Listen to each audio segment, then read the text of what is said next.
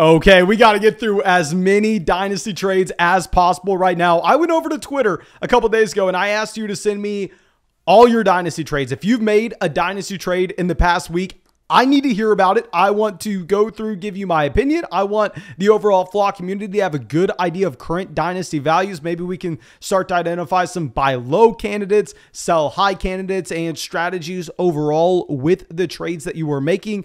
So please, if you have made a trade within the last week and I was not able to include it on this video, go to the comment section. I'm going to reply to at least 100 trades down there. I promise you, if we get 100 trades in the comment section, I will reply to every single one of those. Past 100, I don't know. I can't guarantee it. And also, while you're down there, make sure you drop a like on this video. Subscribe if you play Dynasty Fantasy Football. And if you want to get into a draft with me this offseason, make sure you go sign up for Underdog Fantasy on Underdog Fantasy. When you use promo code FLOCK and make your first deposit, they will match that deposit dollar for dollar up to 100. You will get all of our Dynasty rankings. You will get our rookie rankings. You will get our 2022 Dynasty Rookie Draft Guide. That's over 130 pages of information. Please make sure you take advantage of that. Get into a draft with me on the live stream. Get into a draft in the public lobby. Draft with your friends.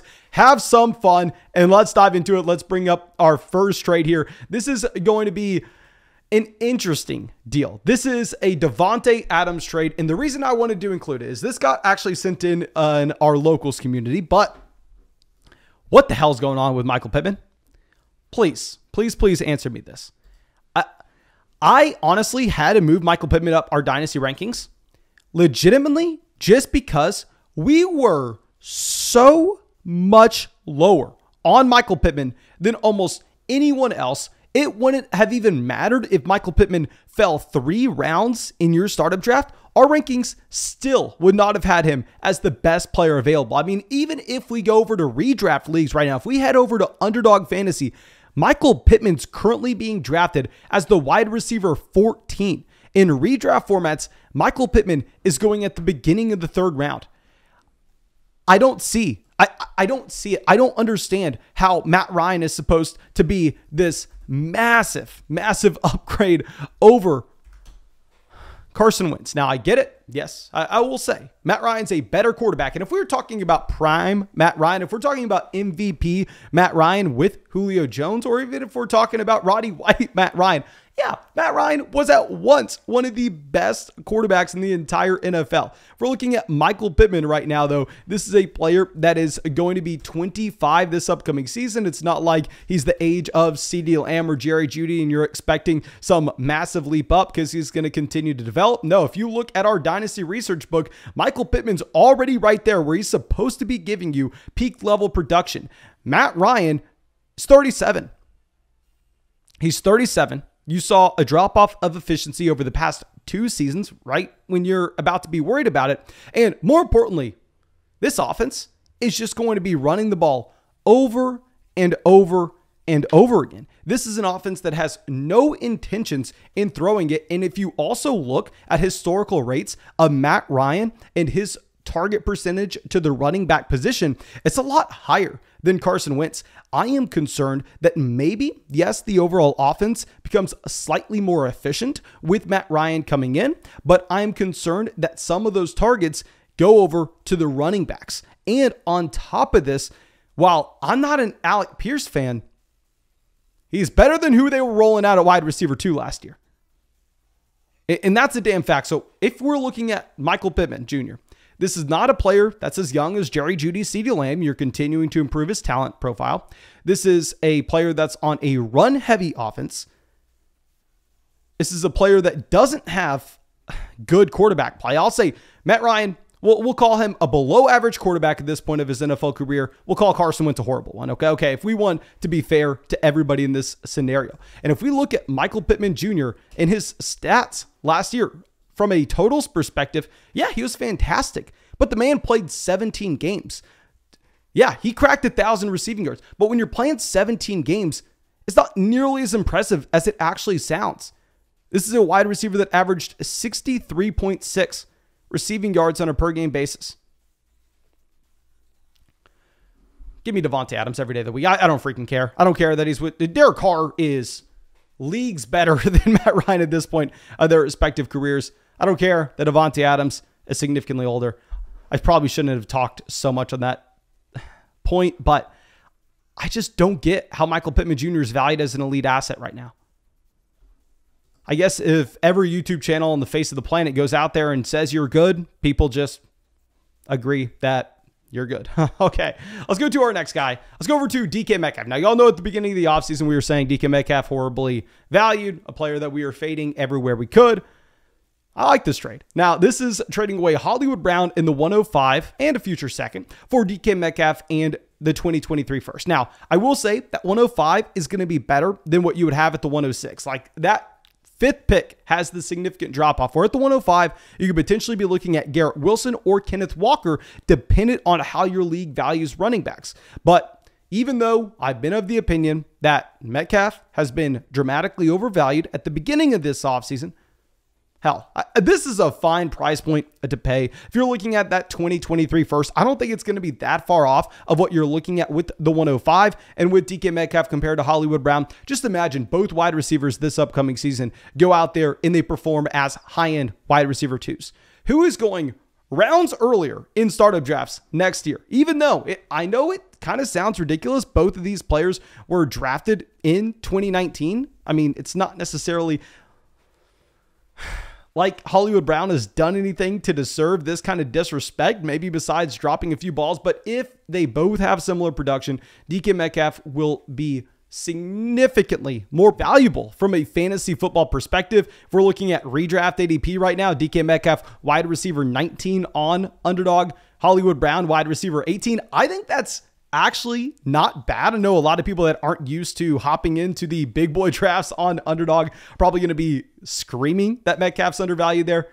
But who knows? Maybe Seattle can go out there and fix the situation next year. I think Seattle is a team with a ton of future draft capital that's had a coaching staff that's proven that they can put together a winning roster.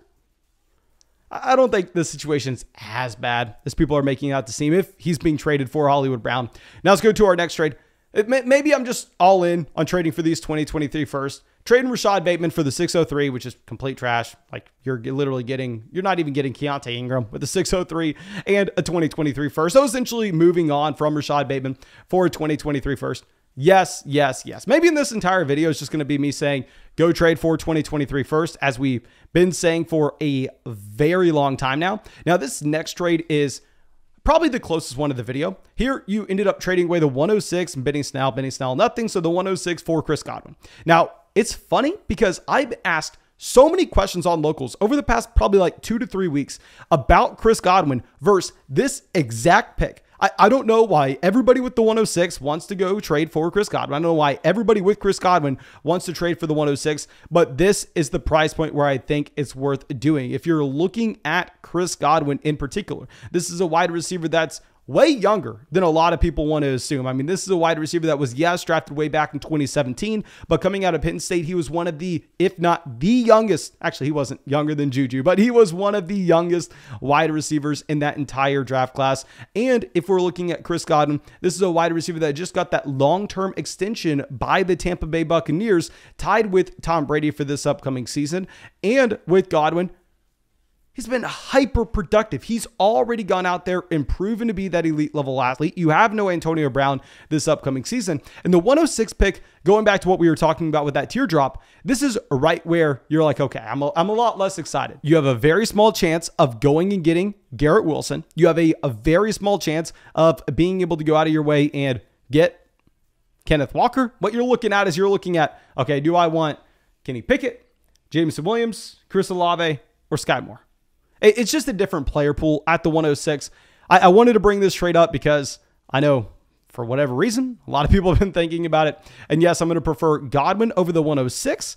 The 105 may be a different story. Let me actually go through and pull up my Dynasty rankings right now. I just made that video on why we moved Garrett Wilson down a couple spots. I know a lot of people hated that video, telling me, oh no, Zach Wilson's going to be great. Don't worry about Zach Wilson. Now, Zach Wilson's not good. Please don't think that Zach Wilson is some great quarterback. But still, Garrett Wilson is a great wide receiver. So he's going to be right in this range. I mean, I have Garrett Wilson ranked as wide receiver 17. I have Chris Godwin ranked as wide receiver 18. That's why I'm talking about the fact that that 105 It would be a lot harder to trade for Godwin, but the 106 I'm completely fine with.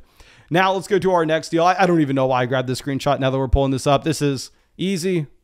Maybe this is just a lesson to go out there and send a message to your league. When you get on the clock, say, hey guys, just letting y'all know, yeah, the 105, the 106, they're available if anybody wants to trade for them.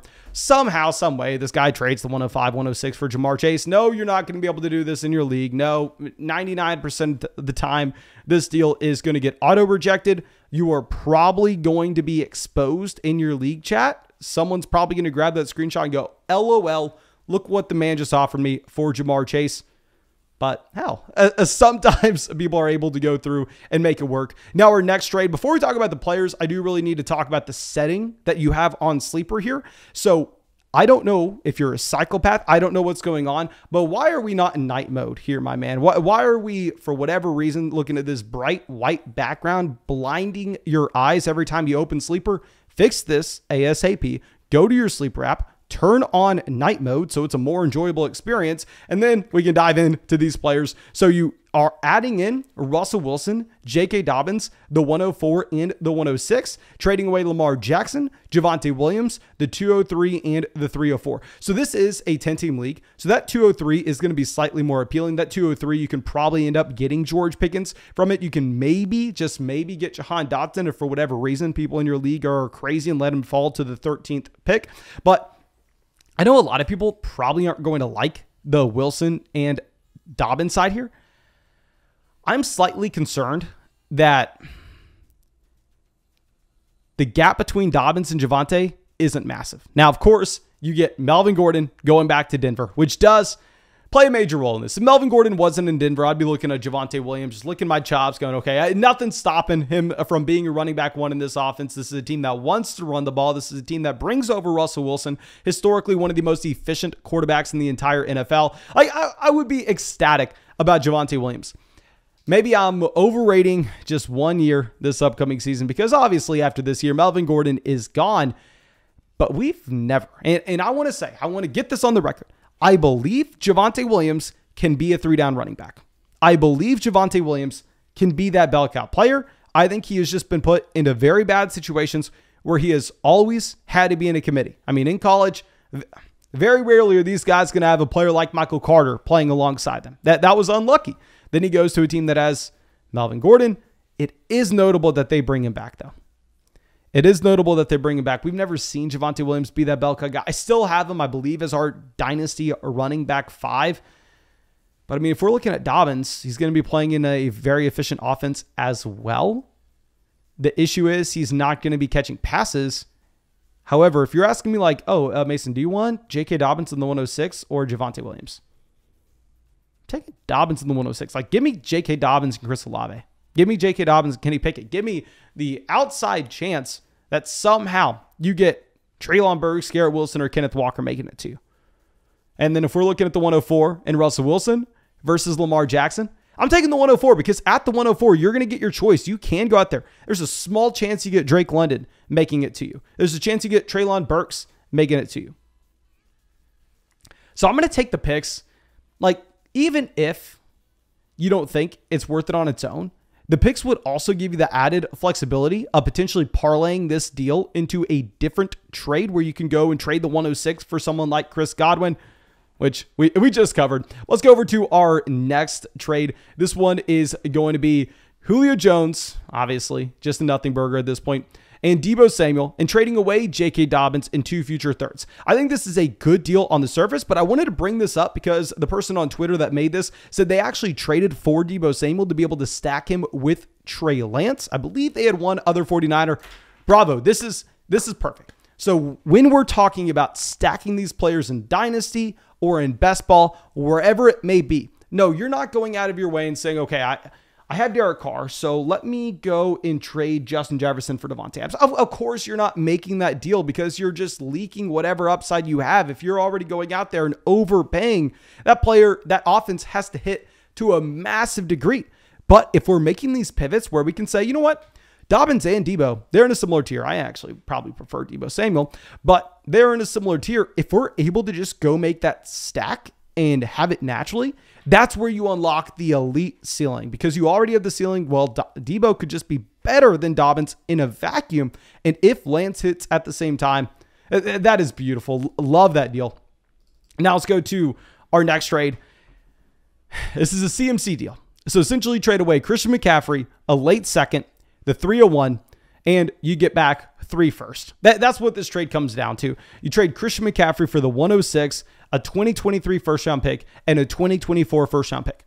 I love this trade because what I want to do is I want to get us in a time machine, right?